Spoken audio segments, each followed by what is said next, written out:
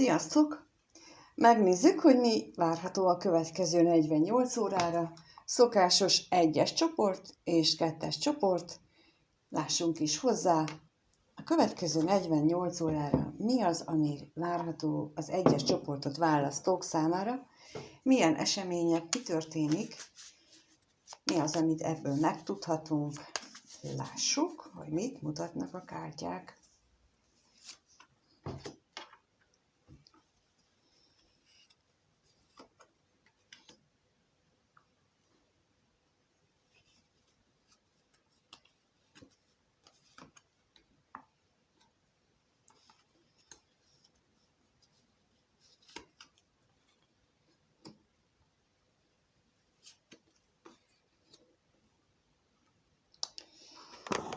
Kijött a kelyhek királynője, a korongok hercegnője, a szerelem, az univerzum és a lezárás. És valahogy ebből azt érzem, hogy nagyon mély érzések voltak bennetek, vagy van bennetek, viszont ez egy nagyon újszerű élmény a számotokra, ezek az érzések. És ami ezt kiváltja bennetek, az egy olyan szerelem a kelyhek kettesével, amiben még korábban nem nagyon volt részletek, illetve egy ilyen földiségen túli érzésnek gondolom ezt. Tehát, hogy nem egy földi szerelem a szokásos, hogy haverkodjunk, hanem valami egészen mélyről érkező megtapasztalás, és az érzések is ilyenek. A korongok hercegnője pedig ezt jelzi, hogy úgy érzitek, hogy ehhez foghatóval még nem találkoztatok. És az univerzummal én azt érzem, és ezt a következő 2 lapot érzem, hogy a következő 48 órában ez lesz itt a domináns, hogy olyan valami történik, aminek hatására képesek lesztek végre ezt a szerelem megélésének, és hangsúlyozom, nem a szerelemnek, hanem a szerelem megélésének, megtapasztalásának egy nézőpontját lezárni. Vagyis egyfajta karmát, mert az univerzum egy karma lezárásról is beszél, tehát ennek a szerelemnek, vagy ennek a megtapasztalásnak egy olyan aspektusát tudjátok lezárni, ami már éppen ideje volt, hogy ez megtörténjen. Például, mondok erre egy példát, hogy milyen aspektusa lehet ez ennek a megtapasztalásnak. Például lehetséges, hogy volt már több ilyen szerelmi kapcsolatotok, és ott nem mertétek megengedni magatoknak azt, hogy ilyen mélyen érezzetek. Lehetséges, hogy ott inkább a felszínes örömöket, vagy a testi örömöket részesítettétek előnyben, és nem mertétek. És talán ez az a szeretet, ez a kelyhek kettesével megjelent személy, érzés, ez nyitotta, ez képes volt arra, hogy kinyissa bennetek az érzelmek kapuját, és átmerjétek adni magatokat ennek az érzésnek teljes egészében. És ez egy olyan feladat volt, vagy egy olyan megtapasztalás az életben, a számotokra, amivel tulajdonképpen egy életfeladatot, egy karmikus feladatot teljesítettetek, és ez záródik le. És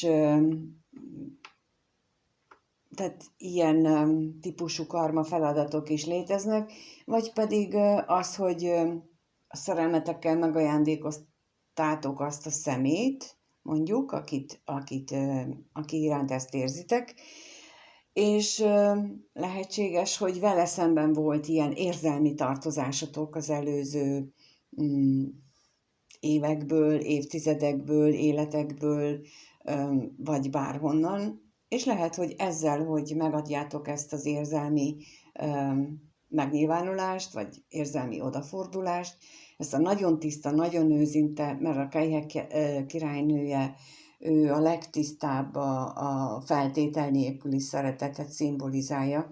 Tehát, hogy ezzel a nagyon tiszta szeretettel tudtok felé fordulni, ezzel lehetséges az, hogy megadjátok azt a tartozásotokat, amit iránta éreztek. Úgyhogy én úgy látom, hogy a következő 2 napban egy ehhez hasonló valamilyen lezárás következik, tehát nem csak azt jelenti ilyen esetben egy univerzum vagy a lezárás lapja, hogy ez a szerelem befejeződik, sőt, én itt nem is ezt érzem, hanem egy másik szintre lép. Azzal, hogy az univerzum lapja is itt van, és a lezárás is itt van, az egy másik szintre lépést jelent a számomra, hogy lehet, hogy egy ideje már egy ilyen sevelese nélküle kapcsolódásban vagytok, és ez tud valami olyan, ebben tud valami olyan külső dolog történni, ami arra ébreszt rá mondjuk mind a kettőtöket, hogy ez a kapcsolat mégis fontosabb, mint az, hogy állandóan marjuk egymást, és egymás felé fordultok, és megszületik egy döntés, megszületik egy közös érzés, és így az előző ciklus az képes lezáródni, képes befejeződni, úgyhogy közben egy magasabb szintre emelkedik. Szóval én az egyes csoportot választók számára ezt látom a következő 48 órában, ennek a lehetőségét. Úgyhogy kívánom, hogy minél többötöknek ez meg is valósuljon, mert ez egy nagyon szép feladatteljesítés, és tulajdonképpen ezek a megtapasztalások által leszünk többek és szebbek és jobbak is, és lesz az életünk is elviselhetőbb, és örömtelibb, és boldogabb. Úgyhogy köszönöm, hogy itt vagytok, megnéztek. Köszönöm, ha lájkoltok, ha megírjátok, hogy ez titeket hogyan érint, hogy megtörténik-e, hogyan történik, és mindenkinek minden jót kívánok. Sziasztok! Lássuk akkor a 2. csoportot választók számára. Mi várható a következő 2 napban? Ide. A következő 2 napban a 2. csoportot választók számára mit mutatnak a kártyák?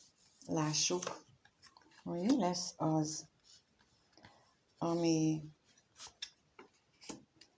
nekik érkezik.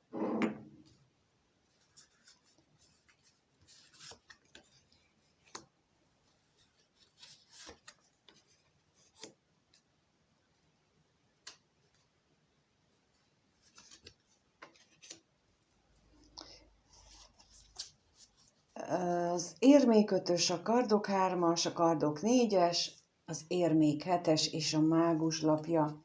A végére azért nagyon szépen kikerekedett ez a dolog, mert az első 3 lap, 2 inkább azt mondom, hogy az valamilyen olyan veszteségnek, érzelmi és külső körülményekbeli veszteségnek a meglétét, vagy a jelenlétét mutatja, ami senkinek nem kellemes, aki megéli, annak meg végképp nem. Azt hiszem a túloldalnak sem, tehát aki lát titeket, ők is ezt nagyon negatívan, nagyon rosszul élik meg. A kardok 4-esével nekem most az jön, hogy ez az állapot, ez a veszteségérzés, ez a szívfájdalom, ez a becsapottság érzése, ez már egy ideje megvan. Próbáljátok ezen túl tenni magatokat, próbáltátok valahogy feldolgozni, kerestetek meg többször megoldást arra, hogy lehet ebből kikászálódni. Időnként jött bennetek az irigység más emberekkel, hogy bezzeg nekik összejön minden, bezzeg nekik sikerül, bezzeg ők milyen jó helyen vannak hozzátok képest, és őszintén megmondom, amikor ilyen gondolatok vannak, akkor az visszaveti ezt a gyógyulást, amit itt a kardok négyese mutat. Tehát amikor az emberben ez a másikkal való összehasonlítgatás előtérbe kerül, akkor mindazt az eredményt, amit korábban elért ilyen szinten, hogy helyre rakja magát, akkor az visszaveti, és lehet előről kezdeni. Bár úgy tűnik számomra így alapokból, hogy végtelen türelemmel rendelkeztek, de még mindig szükség van erre a nagyon nagy türelemre, ahhoz, hogy elérkezzetek abba az állapotba, amit a mágus lapja mutat. A mágus egy olyan személy, aki képes magából előhozni, úgymond a varázsló tudományát, a teremtő erejét, a benne lakozó elképesztő képességeket, és mindenkiben benne lakozik valamilyen képesség, csak legfeljebb még nem találta meg azt az odavezető utat, hogy ezt hogyan tudja kihozni. Illetve nem is vesszük észre nagyon sokszor, hogy mi teremtők vagyunk, mert annyira el vagyunk a gondolatainkban, mint itt ez a személy, aki nagyon szomorúan néz lefelé, és nem azt látja, hogy mennyi mindent megcsinált már. Hát itt összerakott már egy ilyen nagy halmot. Ez az egy van már csak előtte. A többit már összerakta egy kupacba. És nem azt nézi, hogy hú, de ügyes vagyok, hogy én ezt már képes voltam megcsinálni, hogy én ezt már túl tudtam élni, hogy én ezen mind át tudtam menni. Nem, valamiért ő még mindig azt a szomorúságot nézi, hogy milyen szörnyűség vár még rám, mit kell még megtennem ahhoz, hogy végre bekopogtasson a jólét az életembe, a boldogság, az öröm. És amikor ilyen állapotban vagyunk, akkor nem veszük észre, hogy a következő napi, heti állapotunkat teremtjük meg éppen. Nem is vagyunk ennek tudatában. Mint ahogy annak sem vagyunk tudatában, hogy amikor irigykedve nézünk arra, hogy itt a bent lévők milyen jó meleg helyen vannak. És ugyanígy ez a fekvő ember is ezeket az embereket nézi, és valahol bent belsejében arra gondol, hogy ők nekik milyen jó, és nem az látszik egyik őknek se az arcán, hogy átéreznék az ő boldogságukat, akik bent vannak, akiknek jól az életük, mint ahogy ennek a férfinak sem az látszik az arcán, hogy ő örül annak, hogy milyen eredményt ért el. Ők mindegyike csak a negatívat látja, és közben ők a holnapi negatív érzéseiket teremtik meg. És ahogy a mondás mondja, hogy ahogy kint, úgy bent, és ahogy bent, úgy kint, ez lehet megfordítani is ezt a dolgot. És lehetséges olyat tenni, és erre valók a mantrák, meg az ismételgetések, a megerősítések, hogy ha annyira nem is érezzük szuper jól magunkat, ettől még mondhatjuk azt, hiszen van mire, hogy hát én tulajdonképpen nagyon ügyes vagyok, és tulajdonképpen egészséges vagyok, és ezért örülhetek, mert meg tudtam ezt csinálni. Ugyanígy ez az ember is tudja azt mondani, hogy módon van arra, hogy pihenjek, módon van arra, hogy meggyógyuljak.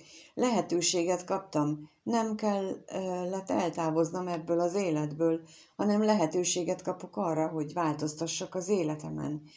És csak egy ilyen apró fordulattal meg lehet fordítani ezt az egészet.